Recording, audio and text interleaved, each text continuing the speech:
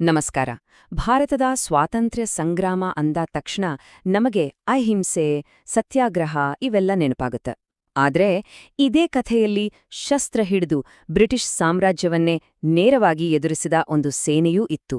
ಅದೇ ಆಜಾದ್ ಹಿಂದ್ ಫೌಜ್. ಇವತ್ತು ಇತಿಹಾಸದ ಪುಟಗಳಲ್ಲಿ ಎಲ್ಲೋ ಒಂದು ಕಡೆ ಮರೆಯಾಗಿರುವ ಆ ಸೇನೆಯ ರೋಚಕ ಕಥೆಯನ್ನೊಮ್ಮೆ ನೋಡೋಣ ಬನ್ನಿ. ಮೊದಲನೆಯ ಪ್ರಶ್ನೆನೇ ಇದು: ಭಾರತಕ್ಕೆ ಸ್ವಾತಂತ್ರ್ಯ ಸಿಕ್ಕಿದ್ದು ಕೇವಲ ಅಹಿಂಸೆಯಿಂದಲೇನಾ?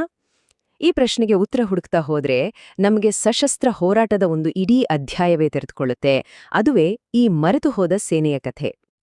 ಸರಿ, ಹಾಗಿದ್ರೆ ಈ ಕ್ರಾಂತಿಯ ಕಿಡಿ ಹೊತ್ಕೊಂಡಿದ್ದು ಹೇಗೆ? ಇಂಡಿಯನ್ ನ್ಯಾಷನಲ್ ಆರ್ಮಿ ಅಂದ್ರೆ INA ಅನ್ನೋ ಕಲ್ಪನೆ ಹುಟ್ಟಿದ್ದಾದ್ರೂ ಎಲ್ಲಿಂದ? ಅದರ ಮೊದಲ ಹೆಜ್ಜೆ ಹೇಗಿತ್ತು ನೋಡೋಣ. ನೋಡಿ, ಈ INA ಕಲ್ಪನೆ ತುಂಬಾ ಹಳೆಯದು. 1915ರಲ್ಲೇ ಇದ್ರ ಬಗ್ಗೆ ಯೋಚನೆಗಳು ಶುರುವಾಗಿದ್ವು. ಆದ್ರೆ ಅದು ನಿಜವಾಗಿದ್ದು 1942ರಲ್ಲಿ ಕ್ಯಾಪ್ಟನ್ ಮೋಹನ್ ಸಿಂಗ್ ನೇತೃತ್ವದಲ್ಲಿ ಮೊದಲ INA ರೂಪುಗೊಂಡಿತು. ಆದ್ರೆ ಜಪಾನ್ ಜೊತೆಗಿನ ಭಿನ್ನಾಭಿಪ್ರಾಯಗಳಿಂದಾಗಿ ಈ ಮೊದಲ ಪ್ರಯತ್ನ ಕೆಲವೇ ತಿಂಗಳಲ್ಲಿ ಮುರಿದುಬಿಟ್ಟು. ಈ ವೈಫಲ್ಯವೇ ಒಂದು ಹೊಸ, ಇನ್ನೂ ದೊಡ್ಡ ಶಕ್ತಿಯುತ ನಾಯಕನ ಅವಶ್ಯಕತೆಯನ್ನ ಹುಟ್ಟಾಕಿತು. ಆ ನಾಯಕ ಬೇರೂರೂ ಅಲ್ಲ, ನಮ್ಮೆಲ್ಲರ ನೇತಾಜಿ ಸುಭಾಷ್ ಚಂದ್ರ ಬೋಸ್. ಅವರ ಎಂಟ್ರಿಯಿಂದ INAಯ ಇತಿಹಾಸವೇ ಬದಲಾಗಿ ಹೋಯಿತು. ತುಮ್ ಮುझे ಖೂನ್ ದೋ, ಮೈ ತುಮ್ಹೆ ಆಜಾದಿ ದೂಂಗಾ. ಅಂದ್ರೆ, ನೀವು ನನಗೆ ರಕ್ತ ಕೊಡಿ, ನಾನು ನಿಮಗೆ ಸ್ವಾತಂತ್ರ್ಯ ಕೊಡ್ತೇನೆ. ಈ ಒಂದೇ ಒಂದು ಘೋಷಣೆ ಎಲ್ಲ ಭರವಸೆ ಕಳೆದುಕೊಂಡಿದ್ದ ಸಾವಿರಾರು ಸೈನಿಕರಲ್ಲಿ ಒಂದು ಹೊಸ ಕಿಚ್ಚನ್ನೇ ಹಚ್ಬಿಡ್ತು. ಇದೇ ಅಲ್ವಾ ನೇತಾಜಿ ಆ ಚಳುವಳಿಗೆ ತಂದ ಹೊಸ ಶಕ್ತಿ ಮತ್ತು ಸಂಕಲ್ಪ. ಅಧಿಕಾರಕ್ಕೆ ಬಂದ ತಕ್ಷಣವೇ ನೇತಾಜಿ ಮಾಡಿದ ಮೊದಲ ಕೆಲ್ಸ ನಿಜಕ್ಕೂ ದಿಟ್ಟದನದ್ದಾಗಿತ್ತು. ಅವರು ಜಪಾನಿಯರಿಗೆ ಸ್ಪಷ್ಟವಾಗಿ ಹೇಳಿದ್ರು, ನೋಡಿ, INA ಅನ್ನದು ಭಾರತದ ಸೇನೆ, ನಿಮ್ಮ ಕೈಗೊಂಬೆಯಲ್ಲ ಅಂತ. ಈ ಒಂದು ನಿಲುವಿದೆಯಲ್ಲ, ಅದು ಕುಸಿದು ಹೋಗಿದ್ದ ಸೈನ್ಯಕ್ಕೆ ಮರುದೀವ ಕೊಟ್ಟ ಹಾಗಾಯ್ತು. ಸಂಪೂರ್ಣ ಸೇನೆಯನ್ನೇ ಪುನರ್ರಚಿಸಿ ಅದಕ್ಕೊಂದು ಹೊಸ ದಿಕ್ಕು ತೋರ್ಸಿದ್ರು. ಸರಿ, ನೇತಾಜಿಯವರ ದೃಷ್ಟಿಕೋನ ಒಂದು ಕಾರ್ಯನಿರತ ಸೇನೆಯಾಗೆ ಅಷ್ಟೇ ಅಲ್ಲ, ಒಂದು ಪರ್ಯಾಯ ಸರ್ಕಾರವಾಗಿಯೂ ಹೇಗೆ ಬದಲಾಯಿತು?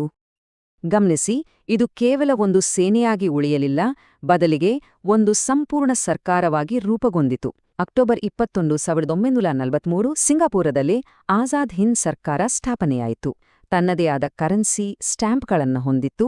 INAಯನ್ನು ತನ್ನ ಅಧಿಕೃತ ಸೇನೆಯಂತ ಘೋಷಿಸಿತು. ಇದರಿಂದ ನಮ್ಮ ಸ್ವಾತಂತ್ರ್ಯ ಹೋರಾಟಕ್ಕೆ ಅಂತಾರಾಷ್ಟ್ರೀಯ ಮಟ್ಟದಲ್ಲಿ ಒಂದು ಹೊಸ ಮಾನ್ಯತೆ ಸಿಕ್ತು. INAಯ ಮತ್ತೊಂದು ಕ್ರಾಂತಿಕಾರಿ ಹೆಜ್ಜೆ ಅಂದ್ರೆ ರಾಣಿ ಝಾನ್ಸಿ ರೆಜಿಮೆಂಟ್. ಬಹುಶಃ ಇಡೀ ಏಷ್ಯಾದಲ್ಲೇ ಮೊದಲ ಬಾರಿಗೆ ಮಹಿಳೆಯರಿಗಾಗಿಯೇ ಒಂದು ಸಂಪೂರ್ಣ ಯುದ್ಧ ಘಟಕವನ್ನ ಸ್ಥಾಪಿಸಲಾಯಿತು. ಇದು ನೇತಾಜಿಯವರ ಪ್ರಗತಿಪರ ಚಿಂತನೆಗೆ ಮತ್ತೆ ಆ ಚಳುವಳಿಯ ಆದರ್ಶಗಳಿಗೆ ಒಂದು ದೊಡ್ಡ ಸಾಕ್ಷಿ.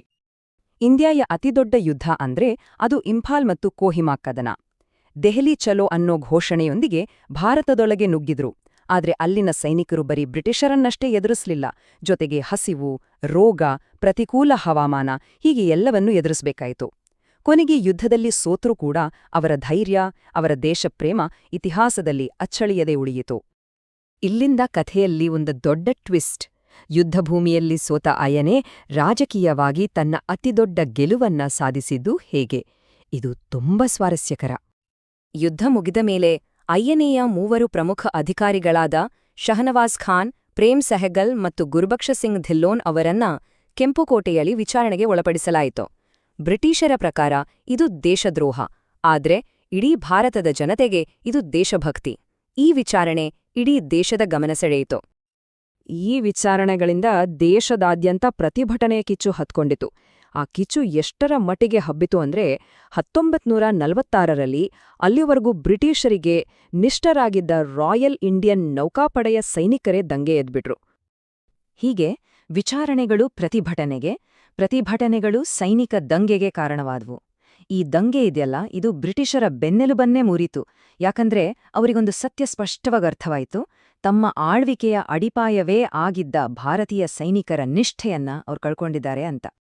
ಹಾಗಾದ್ರೆ ಅಂತಿಮವಾಗಿ ಸ್ವಾತಂತ್ರ್ಯ ಹೋರಾಟಕ್ಕೆ INAಯ ನಿಜವಾದ ಕೊಡುಗೆ ಏನು ಅಂತ ನೋಡೋಣ. INAಯ ನಿಜವಾದ ಗೆಲುವು ಯುದ್ಧಭೂಮಿಯಲ್ಲಿ ಸಿಗಲಿಲ್ಲ, ಅದು ಸಿಕ್ಕಿದ್ದು ಜನರ ಮನಸ್ಸಿನಲ್ಲಿ.